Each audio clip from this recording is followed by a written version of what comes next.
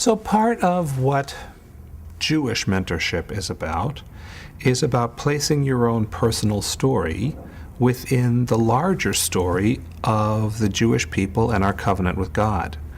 And once you do that, once you see yourself in that larger frame of reference, then you become the latest embodiment of the cumulative waves of that tradition.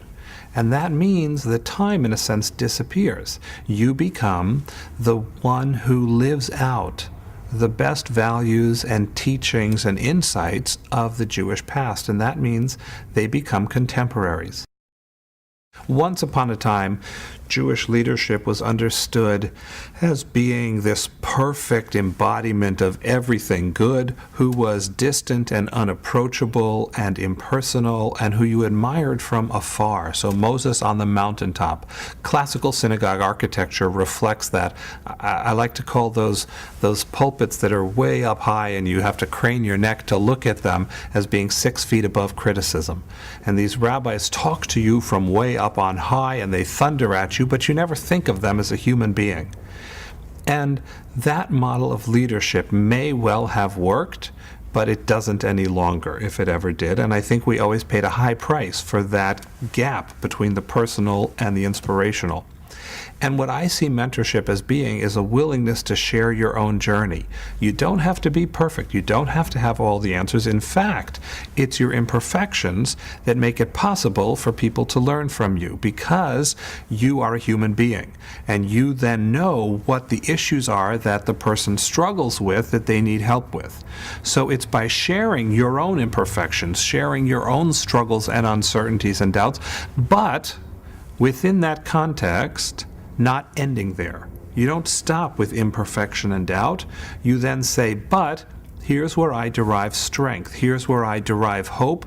Here's what makes me feel it can get better, and I'm going to move on. I'll still be imperfect, but I will have resolved this issue.